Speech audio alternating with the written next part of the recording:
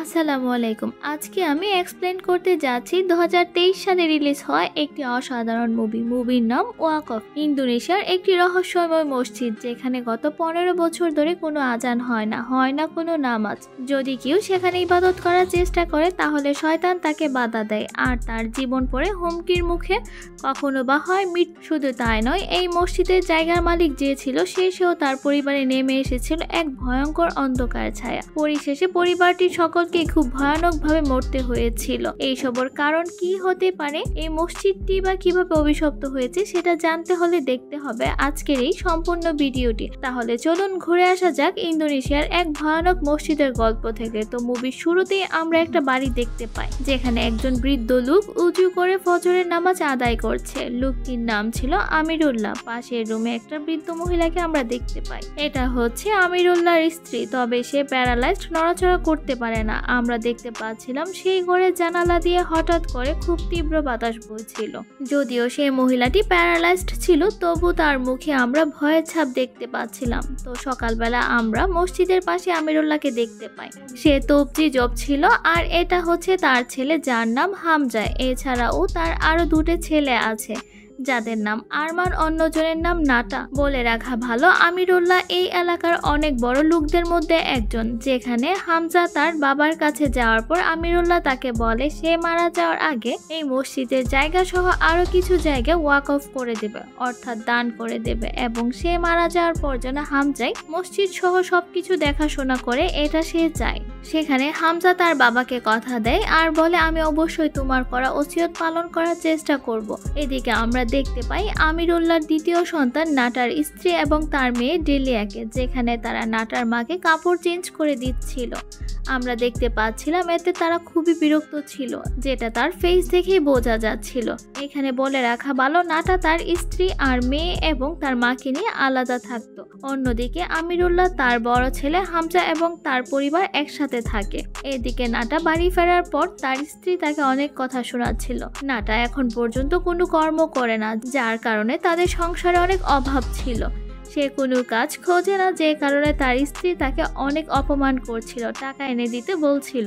সকালবেলা সে তার ভাই হামজার কাছে যায় আর তার ভাইকে বলে আমি আমার পরিবার নিয়ে চলতে পারছি না, আমাকে কিছু টাকা ধার দাও, আমি তোমাকে পরে তা শোধ করে দিব। এদিকে হামজা জানতো যে নাটা কোনো টাকা পরিশোধ করতে পারবে না, কারণ সে তো কোনো কাজই করে না, টাকা পরিশোধ করবে কিভাবে? তাও যেহেতু তার ভাই সমস্যায় রয়েছে তাই সে নাটাকে কিছু টাকা দেয়। এদিকে আমরা দেখতে পাচ্ছিলাম অলরেডি মসজিদের জন্য কিছু সম্পত্তি আমিরুল্লাহ দান করার জন্য সেগুলো কাগজপত্র রেডি করে ফেলেছিল। তো সে কাগজগুলো যখন ড্রয়ারে রাখতে যাবে তখনই তাদের হাজবেন্ড ওয়াইফের ছবিটা নিচে পড়ে ভেঙে যায়। হয়তো এটা কোনো খারাপ কিছুর ইঙ্গিত ছিল। তো যাই হোক, আমরা দেখতে পাই হামজার কাছ থেকে টাকাগুলো নিয়ে নাটা সেগুলো তার স্ত্রীকে দেয়, কিন্তু তার স্ত্রী এতে একদমই খুশি ছিল না।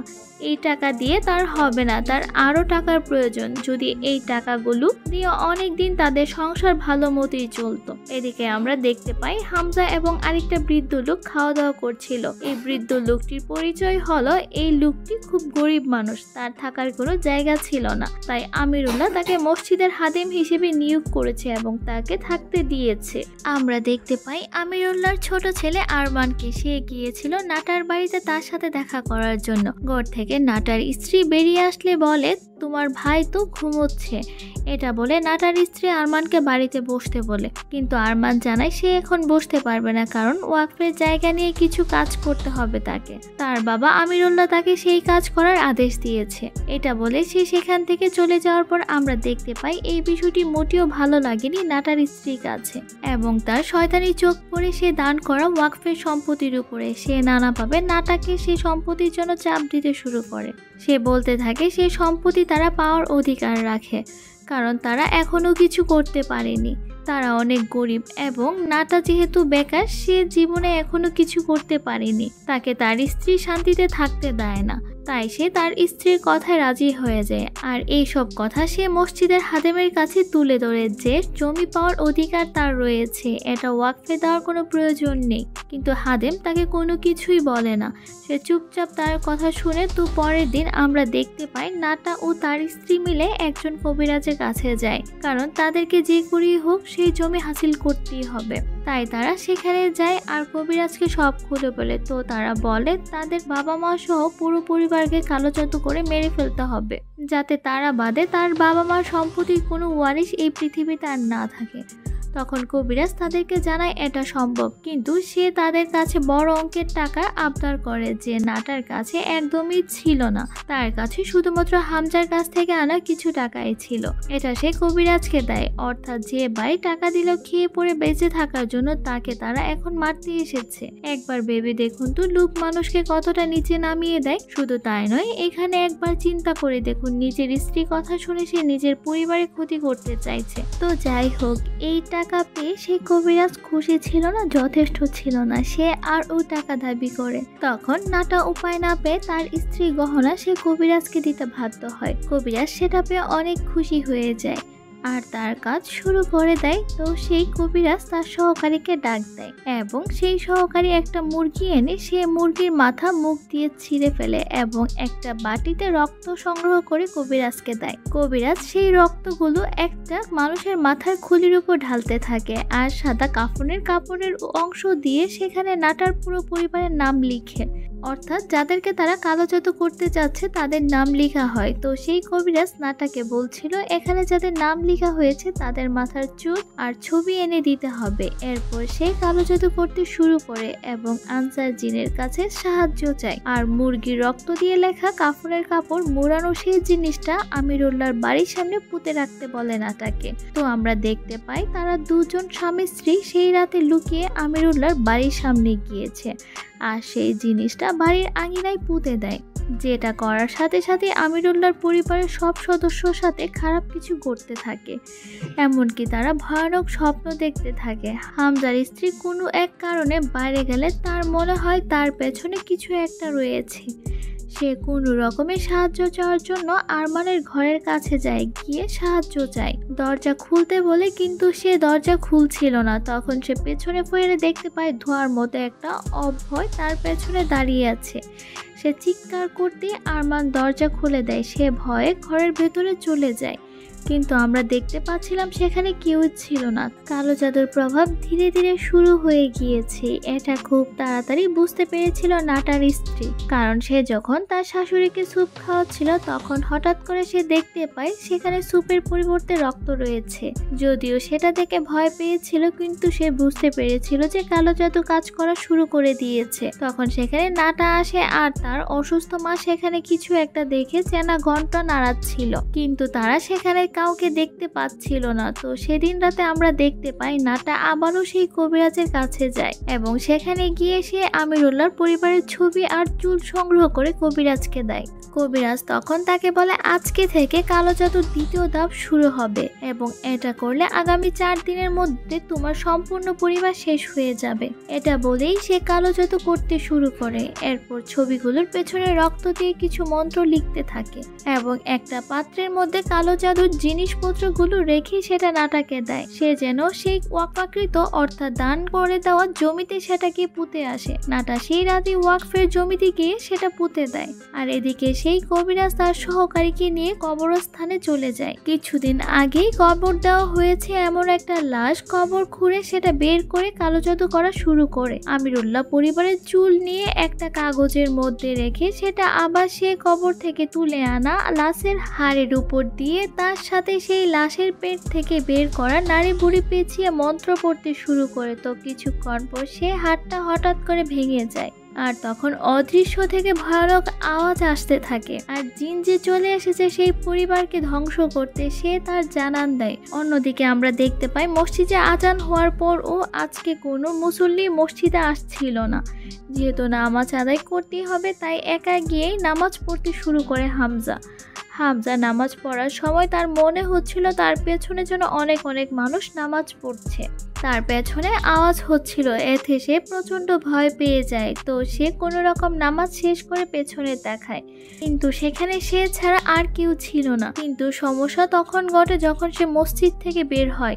দেখতে পাই সেখানে লাশ খাটিয়া একটা অদ্ভুতভাবে নড়াচড়া করছিল এবং হঠাৎ করে তার দিকে উড়ে আসছিল, যেটা দেখে সেখান থেকে সে দৌড়ে বাড়িতে চলে আসে আর ঘরের মধ্যে এসে এক গ্লাস পানি পান করে, অর্থাৎ সে প্রচন্ড ভয় পেয়ে গিয়েছিল। তো এরপর তার স্ত্রী এসে তাকে জিজ্ঞাসা করে তার কি হয়েছে, কিন্তু সে কিছু বলছিল না। অন্যদিকে নিজের ঘরেই নামাজ পড়ছিল আমিরুল্লাহ, আর তার ঘরের সামনে আমরা একটা ছায়া মূর্তিতে লক্ষ্য করি। তো সে যখন সালাম ফিরিয়ে নামাজ শেষ করে তখন উপর থেকে একটা মৃত কাক সামনে এসে পড়ে, যেটা দেখে আমিরুল্লাহ প্রচন্ড ভয় পেয়ে যায়। তখন সেই ঘরে আনসার জিন প্রবেশ করে। সে দেখতে পাচ্ছিল সেটা ধীরে ধীরে তার কাছে এগিয়ে আসছিল, আর পরিশেষে জিনটা তার শরীরের ভিতরে ঢুকে একটা চোখ তুলে ফেলে আর ভেতর থেকে শেষ করে দেয় আমিরুল্লাহকে।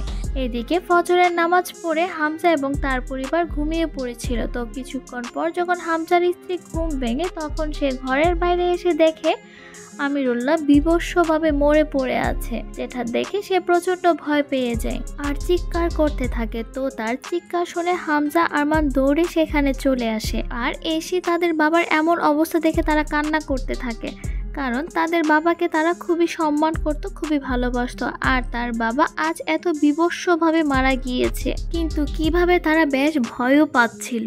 অন্যদিকে আমরা দেখতে পাই নাটা আর তার স্ত্রী খাবার খাচ্ছে। তারা এই বিষয়টাতে খুবই খুশি ছিল, কারণ তাদের পরিকল্পনা মাফিক সব কাজই হচ্ছিল।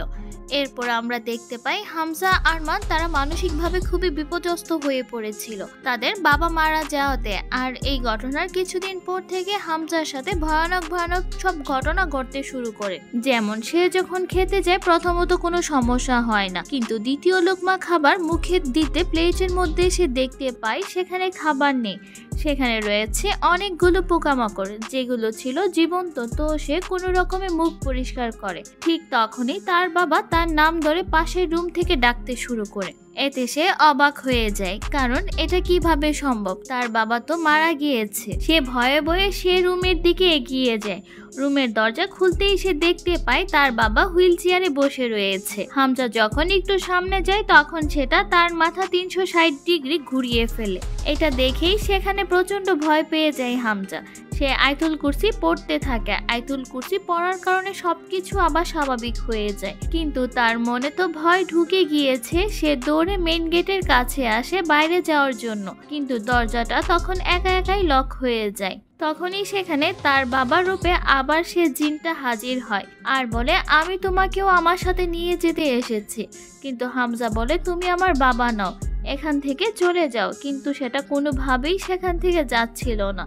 তো এমন সময় সেখানে হামজার স্ত্রী চলে আসে, আর সাথে সাথেই পরিস্থিতি স্বাভাবিক হয়ে যায়। এর পরের দিন আমরা দেখতে পাই ভোরবেলা হামজার স্ত্রী ঘুম থেকে উঠে কাপড় ধোয়ার জন্য ওয়াশরুমে যায়। সে রান্নাঘরে পানি গরম করতে দিয়েছিল। আমরা দেখতে পাই ঘুমিয়ে থাকা হামজার উপর সে ভয়ানক জিনটি বশ করে ফেলে। সে নিজের অজান্তেই রান্নাঘরের দিকে হাঁটতে শুরু করে। সেখানে গিয়ে ফুটন্ত গরম পানি পা থেকে মাথা পর্যন্ত ঢেলে দেয়। সেই মুহূর্তে সেখানে চলে আসে তার স্ত্রী, কিন্তু এতক্ষণে অনেক দেরি হয়ে যায়। সেই ফুটন্ত পানিগুলো তার শরীরের উপর ঢেলে দেয়, আর এতে করে হামজার বিভৎসভাবে মৃত্যু হয়। তার স্ত্রী তাকিয়ে থাকা ছাড়া আর কোনো উপায় ছিল না। দুদিনে পরিবারের 2 সদস্যকে হারিয়ে হামজার স্ত্রী আর তার ভাই আরমান খুবই মানসিকভাবে ভেঙে পড়েছিল। আরমান সেখানে বলছিল বাবা আর ভাইয়ের মৃত্যুটা একদমই স্বাভাবিক ছিল না। যেখানে হামজার স্ত্রী বলে, আমাদেরকে কেউ কি সাহায্য করতে পারবে? আমার মনে হয় আমাদের উপর কারো নজর পড়েছে। আরমান সেখানে জানায়, আমাদের উপর থেকে বিপদ সরাতে হলে আমাদের ধর্মীয় শিক্ষক আবওয়া হুজুরের কাছে আশ্রয় নিতে হবে। একমাত্র তিনিই পারবেন আমাদেরকে বিপদ থেকে রক্ষা করতে। তখন আমরা দেখতে পারি আরমান আর হামজার স্ত্রী আর তার ছেলে ফারহান সেই হুজুরের কাছে সাহায্য চাওয়ার জন্য রওনা দেয়। তো সেখানে যাওয়ার পর তারা ফারহানকে হুজুরের কাছে রেখে দেয়। সেই হুজুর তাদেরকে আশ্বস্ত করে এই বলে যে, তোমাদেরকে আমি সাহায্য করব। তারা যেন সেখানে হুজুরের কাছে ফারহান আর তার দাদা লিখে যাওয়া ওয়াকফের দলিলটা রেখে দেয়, আর তারা বাড়িতে ফিরে কিছু জিনিসপত্র সেখান থেকে নিয়ে আসার জন্য। কিন্তু তারা একেবারে না ফেরার দেশে চলে যায়, অর্থাৎ সে জিনটা তাদের উপর অ্যাটাক করে তাদেরকে শেষ করে দেয়। ঘটনার 15 বছর কেটে যায়। তারপর আমাদেরকে দেখানো হয় সেই মসজিদটা যেখানে 15 বছর পর ফারহান ফিরে এসেছে। এইটাই সেই ফারহান যে হামজার ছেলে, যাকে আরমান আর তার মা আবওয়া হুজুরের কাছে রেখে এসেছিল। সে ফিরে এসেছে এই মসজিদটিতে। এই মসজিদটিতে এখন আর কোনো আজান হয় না কোনো নামাজ। পরিত্যক্ত হয়ে রয়েছে মসজিদটি। তো সে দেখতে পায় তার চাচা এই ওয়াকফাকৃত জমিটি বিক্রি করার জন্য সাইনবোর্ড টাঙিয়ে রেখেছে। এখন প্রশ্ন আসতে পারে এত বছর পর সে কেন এখানে ফিরল, কারণ তার দাদা তার বাবাকে ওসিয়ত করে গিয়েছিল সে যেন এই মসজিদের দায়িত্ব পালন করে। কিন্তু হামজা তো মারা গিয়েছে, সে মারা যাওয়ার কারণে ফারহানের দায়িত্ব নেওয়ার জন্য সংকল্পবদ্ধ হয়েছে। সে যখন এই মসজিদ পরিষ্কার করতে যাবে ঠিক তখনই সে বৃদ্ধ লোকটি এখানে আসে আর তাকে এটা করতে মানা করে, কারণ সে ফারহানকে বলে তুমি যদি এখানে থাকো তাহলে তোমার পরিবারের মতো তুমিও শেষ হয়ে যাবে। তখন সে জানায় তার কিছুই হবে না, কারণ তার সাথে সৃষ্টিকর্তা রয়েছে। সে বিশ্বাস করে তার রব তার কোনো ক্ষতি হতে দেবে না। তখন সে মসজিদ পরিষ্কার করতে শুরু করে। সেখানে তখন একটা মেয়ে আসে, তার নাম ডেলিয়া। এই মেয়েটি হচ্ছে নাটার সেই মেয়ে। তো যাই হোক, সে এখানে আসার পর তাকে জিজ্ঞাসা করে তুমি কে, তোমার নাম কি? ফারহান তাকে জানায় তার নাম ফারহান, তার বাবার নাম হামজা। তখন ডেলিয়া তার নিজের পরিচয় দেয়, তারা দুজনকে চিনতে পারে। ডেলিয়া তাকে বলতে থাকে তুমি কেন আবার এই মসজিদ নতুন করে শুরু করতে চাইছো? তুমি জানো না এখানে যে অনেক খারাপ শক্তি থাকে যারা প্রতিনিয়ত মানুষের ক্ষতি করছে। তখন ফারহান বলে সে তার দাদার শেষ ইচ্ছা পূরণ করতে চায়, তাই তার যত সমস্যাই হোক না কেন সে সেখানে থাকবে, এমনকি মসজিদ পরিচালনা করবে। তো রাতের বেলা তাহাজ্জুদের সময় সে মসজিদে নামাজ আদায় করছিল। তখন তার মনে হচ্ছিল তার বাবার মতোই তার পাশে যেন অনেক মানুষ নামাজ আদায় করছে। তো সে দ্রুত নামাজ শেষ করে এবং মাইকের মধ্যে কোরআন তেলাওয়াত করতে শুরু করে। কিন্তু তখনই ঘটে বিপত্তি, সবকিছু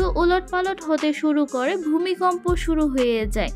আমরা বুঝতে পারি সেই জিনটা এখানে কোরআন তেলাওয়াত করাতে মোটেও খুশি হয়নি। কোরআন তেলাওয়াত শেষে সে ঘড়ির দিকে চেয়ে দেখে 4টা বেজে গিয়েছে, অর্থাৎ ফজরের আজানের সময় হয়ে গিয়েছে। সে তখন আজান দেওয়া শুরু করে। সে আজান শুনে উঠে পড়ে নাটার স্ত্রী, আর সে নাটাকে ঘুম থেকে জাগায় আর বলে দেখো কেউ একজন যেন মসজিদে আজান দিচ্ছে, এটা হতে পারে না, কার এত সাহস? নাটা তখন দৌড়ে চলে যায় মসজিদে, তার পেছন পেছন তার মেয়ে ডেলিয়াও যায়। সে ফারহানকে গিয়ে বলতে থাকে তুমি কে, কোথা থেকে এসেছো, আর তোমার সাহস কিভাবে হলো এখানে আজান দেওয়ার? তখন ফারহান তার পরিচয় দেয় যে সে নাটার বড় ভাইয়ের ছেলে, কিন্তু পরিচয় দেওয়াতে যেন আরো রেগে যায় নাটা। সে বলে তুমি যেই হও না কেন এই জমির মালিক হচ্ছি আমি, তাই আমি যা বলবো তাই হবে, এখানে কোনো ইবাদত চলবে না, তুমি যেখান থেকে এসেছো সেখানে চলে যাও। ফারহান বলছিল এটা আপনার জমি না, এটা আমার দাদা মসজিদের জন্য দান করে গিয়েছে, আর এই হচ্ছে তার কাগজ। নাটা তখন হুমকি দিতে শুরু করে ফারহানকে আর বলে তুমি যদি না যাও তাহলে তোমার মৃত্যু হতে পারে, তোমার জীবনের মায়া থাকলে এখান থেকে চলে যাও, না গেলে খুব খারাপ কিছু হবে। এটা বলেই সেখান থেকে চলে যায়। পেছন থেকে সব কথা শুনে নেয় ডেলিয়া, আর সে বুঝতে পারে তার পরিবার কতটা খারাপ করেছে। এইদিকে নাটা ভাবছিল যে ছেলেটা কিভাবে বেঁচে গেছে, আমি তো সবার উপর কালো জাদু করেছিলাম। এসব ভাবতে ভাবতেই সে রাতে সে চলে যায় সেই কবিরাজের কাছে, যার কাছ থেকে সে আগে কালো জাদু করেছিল। তো সেখানে যাওয়ার পর সে দেখতে পায় সেখানে কেউ নেই, পরিত্যক্ত অবস্থায় পড়ে রয়েছে সব কিছু।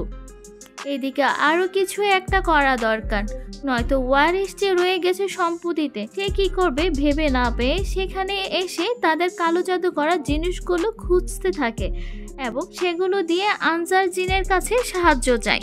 আর তখনই আমরা দেখতে পাই তার শরীরে আনসার জিন হাজির হয়েছে। কথায় আছে বুজুর্গরা অনেক আগে থেকে বিপদ বুঝতে পারে। আমরা দেখতে পাই যে সে আবওয়া হুজুরও বুঝতে পেরেছিল ফারহানের বিপদ হয়েছে বা তাই হবে, সে দেরি না করে সেখান থেকে রওনা হয়ে পড়ে ফারহানের উদ্দেশ্যে। এদিকে ফারহান মসজিদে বসে কোরআন তেলাওয়াত করছিল, তখন হঠাৎ করেই কোনো অদৃশ্য শক্তি তাকে টেনে নিয়ে দেয়ালের দিকে ছুঁড়ে মারে। সে সঙ্গে সঙ্গে কোরআনের বর্ণিত সূরা জিন এর তেলাওয়াত শুরু করতে থাকে।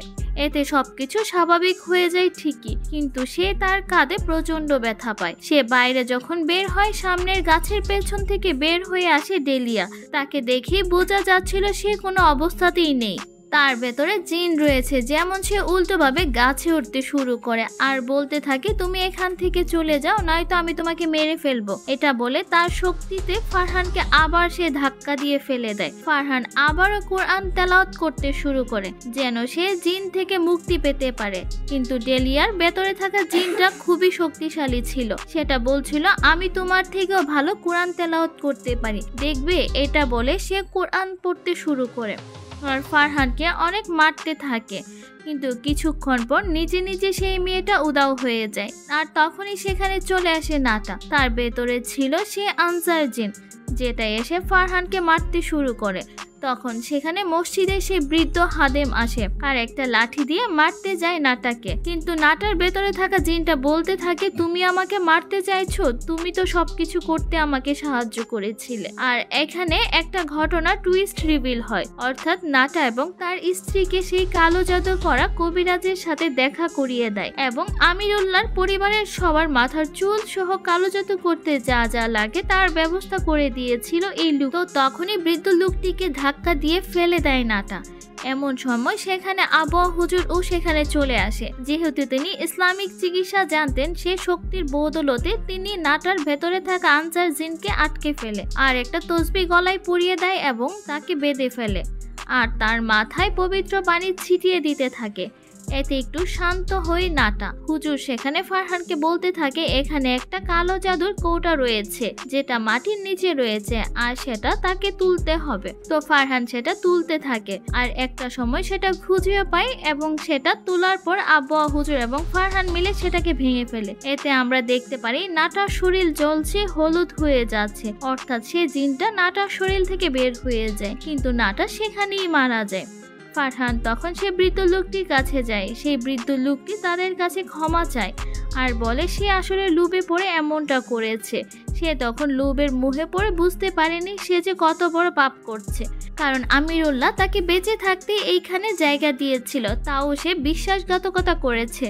ঘটনা এখানেই শেষ হয়, কিন্তু তখনই আমরা দেখতে পারি আমিরুল্লাহর স্ত্রীর ভেতরে তখন আনসার জিন প্রবেশ করেছে এবং সেটা একটা কাঁচি নিয়ে ঘুমন্ত নাটার স্ত্রীকে চিরতরে ঘুম পাড়িয়ে দেয় এবং নিজের গলাতে সে নিজেই কাঁচি ঢুকিয়ে নিজেকেও মেরে ফেলে। অর্থাৎ এখানে আপনাদেরকে বলে রাখি, এই জিন এতদিন যে কালো জাদুর জন্য নাটার জন্য কাজ করে যাচ্ছিল, আর এখন যেহেতু সেই কৌটাটা ভেঙে ফেলা হয়েছে তাই কালো জাদুর প্রভাব কেটে গিয়েছে।